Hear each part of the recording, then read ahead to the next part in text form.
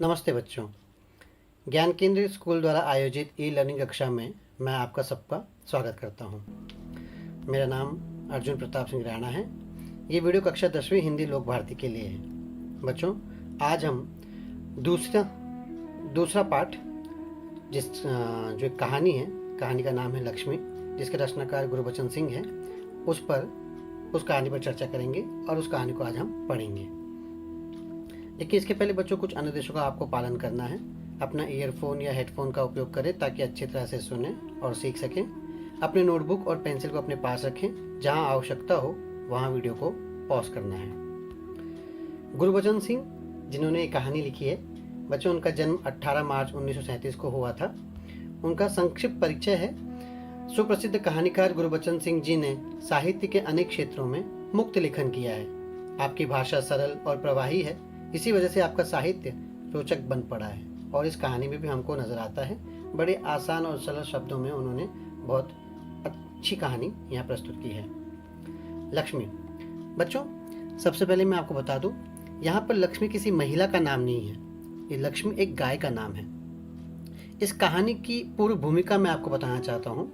तो इसके पहले कि हम कहानी आगे पढ़ें, पहले मैं उसकी भूमिका आपको बता दूं कि ये कहानी असल में किस बारे में है। लक्ष्मी मवेशियों के शौकीन ज्ञान सिंह। अब मवेशी यानी मवेशी खेती के कामों में लगने वाले पशु या दूध देने वाले पशुओं को कहा जाता है। तो मवेशियों के शौकीन ज्ञान सिंह की अधेड़ उम्र की एक प्रिय गाय है। ज्ञान सिंह की एक गाय है लक्ष्मी, लेकिन अधेड़ उम्र की है। अधेड़ उम्र यानी जो अपनी जिंदगी का आधे से ज्यादा वक्त बिता चुकी हो। नौकरी से अवकाश के बाद यानी रिटायरमेंट के बाद ज्ञान सिंह को मकान खाली करने की नौबत आई, क्योंकि ये मकान कंपनी की तरफ से मिला था। अब जब वो नौकरी से रिटायर हो रहे थे तो उन्हें अपना मकान भी छोड़ना पड़ा था। तो लक्ष्मी को रखने की समस्या आई। उसका हल उन्होंने क्या निकाला कि अपने पड़ोसी और दोस्त करामत अली को लक्ष्मी को सौंप देने में उन्होंने इसका उपाय ढूंढा कि क्यों न अपने पड़ोसी करामत अली, जो उनका दोस्त भी था, उसे सौंप दी जाए।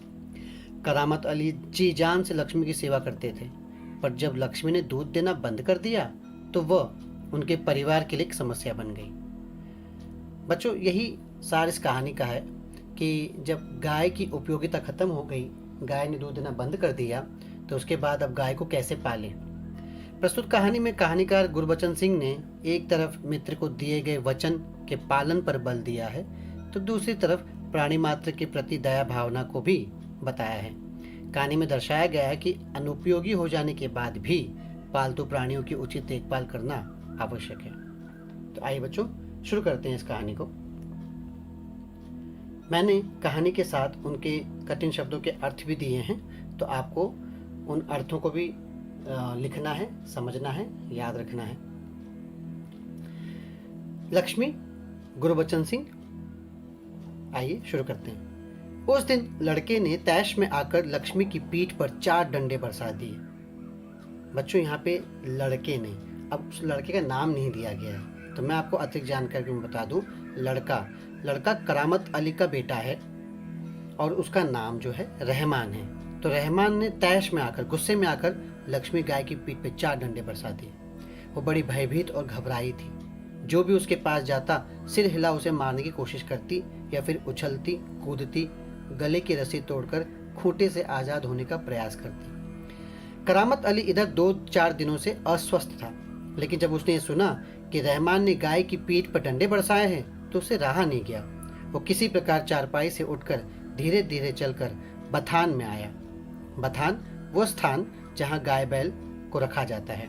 अब करामत अली जो रहमान के पिताजी हैं और 2-4 दिनों से अस्वस्थ हैं, जब उनको ये बात पता चली तो उन्हें बहुत बुरा लगा कि रहमान ने गाय को मारा। यहाँ हमको पता चलता है करामत अली के चरित्र के बारे में, चरित्र की विशेषता पता चलती है कि वो बड़े सेंसिटिव हैं, बहुत संवेदनशील हैं और गाय को बहुत प्यार करते हैं। इसलिए गाय को मारे जाने पर उन्हें बड़े तकलीफ हुई और बीमार होने के बावजूद चारपाई से उठकर बथान में गए। आगे बढ़कर उन्होंने लक्ष्मी के माथे पर हाथ फेरा, पुचकारा और हौले से उसकी पीठ पर हाथ फेरा। लक्ष्मी के शरीर में एक सिहरन सी दौड़ गई। लक्ष्मी, जिसे मार के बाद अब प्यार मिल रहा था, तो थोड़ी सी हिल गई। ओह, कमबख्त ने कितनी बेदर्दी से पीटा है। उसकी बीवी रमजानी बोली, लो चोट की जगह पे रोगन लगा दो, बेचारी को आराम मिलेगा। रोगन एक तरह का तेल जिसमें दवा मिलाई जाती है। अब यहाँ पे रमजानी जो है करामत अली की वो पत्नी है। तो रमजानी ने एक दवा दी और कहा कि जहाँ पे गाय को मारा गया है, चोट लगी, वहाँ पे रोगन, यानी पहले दर्द दी गई, अब दवा दी जा रही है। करामत अली गुस्से में बोला, क्या अच्छा हो अगर इसी लाठी से तुम्हारे रहमान के दोनों हाथ तोड़ दिए जाएं, कहीं इस तरह पीटा जाता है। रमजानी बोली, लक्ष्मी ने आज भी दूध नहीं दिया। अब यहाँ देखिए बच्चों, रमजानी जिस तरह से जवाब दे रही है तो कहीं ना कहीं वो बेटे को बचाने की कोशिश कर रही है और कारण ये बताती है कि लक्ष्मी ने आज भी दूध नहीं दिया, इसलिए रहमान ने उसे मारा। तो उसकी प्रतिक्रिया में करामत अली ने क्या कहा, तो उसकी सजा इसे लाठियों से दी गई, रहमान से गलती हो गई, इसे वो भी कबूलता है। रमजानी कुछ क्षण खड़ी रही, फिर वहां से हटती हुई बोली, देखो अपना ख्याल रखो, पांव इधर उधर गया तो कमर सिकवाते रहोगे।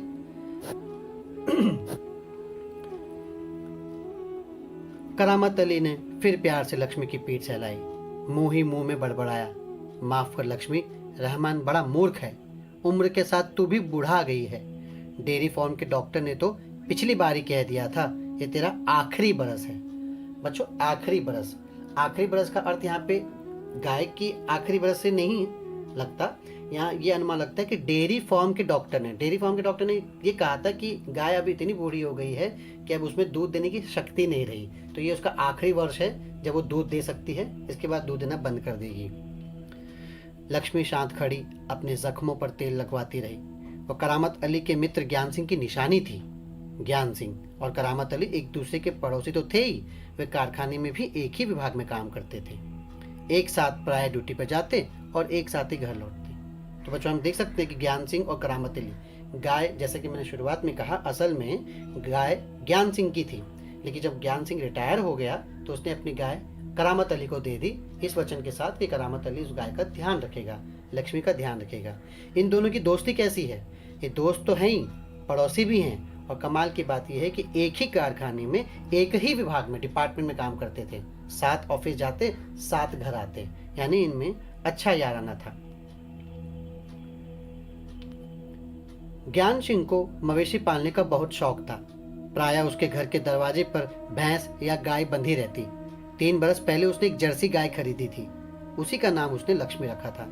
अधेड़ उम्र की लक्ष्मी इतना दूध देती थी कि उससे घर की जरूरतें पूरी हो जाने के बाद बाकी दूध गली के कुछ घरों में चला जाता।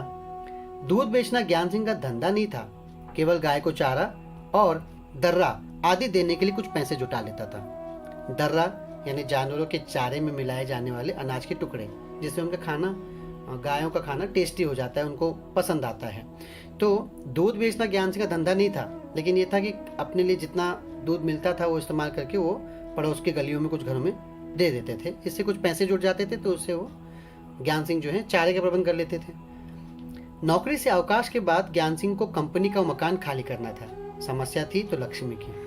वो लक्ष्मी को किसी भी हालत में बेच नहीं सकता था, उसे अपने साथ ले जाना संभव नहीं था। जब अवकाश में अर्थात रिटायरमेंट में 10-15 दिन रह गए तो करामत अली से कहा, मियाँ अगर लक्ष्मी को तुम्हें सौंप दूं तो क्या तुम उसे स्वीकार करोगे?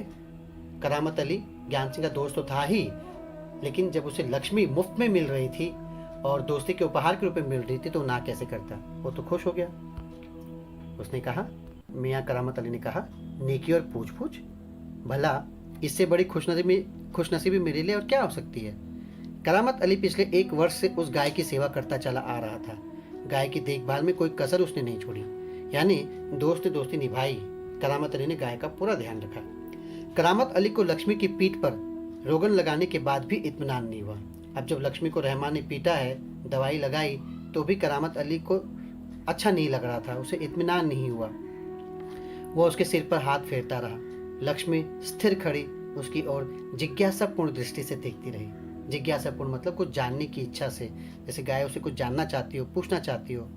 करामत अली को लगा जैसे लक्ष्मी कहना चाहती हो, यदि मैं तुम्हारे काम की नहीं हूं तो मुझे आजाद कर दो, मैं घर छोड़कर कहीं चली जाऊंगी।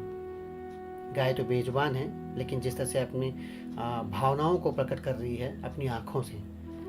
करामत अली ड्यूटी पर जाने की तैयारी में था, तभी रमजानी बोली, रहमान के अब्बा अगर लक्ष्मी दूध नहीं देगी तो हम इसका क्या करेंगे? क्या खूंटे से बांधकर हम इसे खिलाते पिलाते रहेंगे? अब यहाँ पर जो रमजानी है, रमजानी चूंकि घरेलू स्त्री है, उसे घर परिवार भी चलाना पड़ता है, पैसे भी सीमित है, तो उसका कहना ये है कि अब जब लक्ष्मी दूध नहीं दे रही, जिस दूध को बेचकर वो थोड़े पैसे भी कमा लेते थे, अब जब दूध नहीं रह रही है, किसी काम की नहीं रहेगी, उनके हिसाब से किसी काम की नहीं रहेगी, तो क्या खूंटे से बांधकर हम इसे खिलाते पिलाते रहेंगे? यानी मुफ्त में इसका पालन पोषण करते रहेंगे?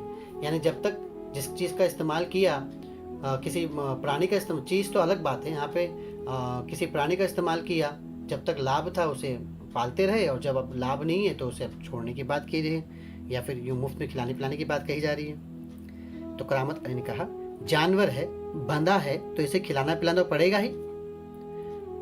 जानते हो इस महंगाई के जमाने में सिर्फ सादा चारा देने में ही 300-350 महीने का खर्चा है। सो तो है। कहते हुए करामत अली आगे कुछ नहीं बोला, क्योंकि वो भी जानता था कि उसकी पत्नी क्या कर सकती है, उसे भी घर चलाना है, और 300-350 रुपये खाली खाने चारे में खर्चा करना उनके परिवार के लिए मुसीबत का कारण था। पैसे इतने थे नहीं, और शायद वेतन भी इतना ज़्यादा नहीं था। घर से निकलकर कारखाने की तरफ करामत अली हो लिया। रास्ते में वो रमजानी की बात पर विचार कर रहा था।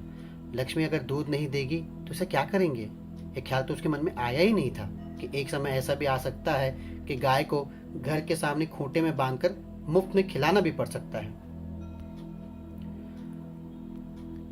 उसी साथी नईम ने उसे कुछ परेशान देखा तो पूछा, करामत मियाँ, क्या बात है? परेशान नजर आते हो, खैरियत तो है? अब नईम जो है उसका साथी है, शायद कारखाने में साथ में काम करता हो। करामत को परेशान देख के उसने पूछा कि परेशान क्यों नजर आ रहे हो, खैरियत है? तो करामत अली ने कहा, ऐसी कोई विशेष बात नहीं। कुछ तो होगा, क्या बताऊं? गाय ने दूध देना बंद कर दिया है, बूढ़ी हो गई है, बैठकर खिलाना पड़ेगा, और इस ज़माने में गाय भैंस पालने का खर्चा। ये एक तरीके से करामत अली अपनी व्यथा उसे बता रहा है। तो नईम जवाब देता है, इसमें परेशान होने की क्या ज़रूरत है, गाय बेच दो। अब जो बात इतनी आसानी से नईम बोल गया, वो करामत अली के लिए इतनी आसान है नहीं। वो गाय कैसे बेच दे? ये गाय उसके दोस्त की निशानी है। उसके दोस्त ज्ञान सिंह ने उस पर भरोसा करके उसे गाय दी थी। आज जब गाय किसी काम की नहीं रही, वो दूध नहीं दे रही, तो वो उसे बेच दे। नईम जो बात आसानी से कर रहा है, वो करामत अली अपने जीवन में उतार नहीं सकता। अपने दोस्त की दोस्ती को निभाने के लिए, उसके वचनों को पूरा करने के लिए, और दूसरी तरफ वो लक्ष्मी से, गाय से प्यार भी करता है। वो सिर्फ गाय का इस्तेमाल नहीं करना चाहता, वो गाय को अपने परिवार का सदस्य मानता है। तो जो बात नईम के कहने के लिए आसान है, वो करामत अली के करने के लिए आसान नहीं है। तो बच्चों, आज हम यहीं पर इस कहानी का भाग रोकते हैं। इस कहानी लंबी है, और इसे पूरा करने में अगली कक्षा भी जाएगी। तो हम अगली कक्षा में इसके आगे के भाग को पता करेंगे। हम ये जानने की कोशिश करेंगे कि क्या करामत अली ने गाय को बेच दिया, क्या नईम के कहने को उसने मान लिया, या फिर चूँकि रहमान जो उसका बेटा है वो थोड़ा क्रूर है, वो गाय चूँकि किसी इस्तेमाल में नहीं आया तो उसे डंडे से पीट दे रहा है। रमज़ानी भी बेटे के ही सपोर्ट में है, वो उसी की मदद कर रही है। वो भी कहती है कि कैसे हम इस पर खर्चा करें। तो इन सब का क्या तरीका निकलता है? क्या गाय को बेच दिया जाता है, क्या गाय को घर से निकाल दिया जाता है, या करामत अली क्या तरीका निकालता है, क्या उपाय खोजता है कि गाय भी रह जाए और उनकी मुसीबतें भी दूर हो जाए?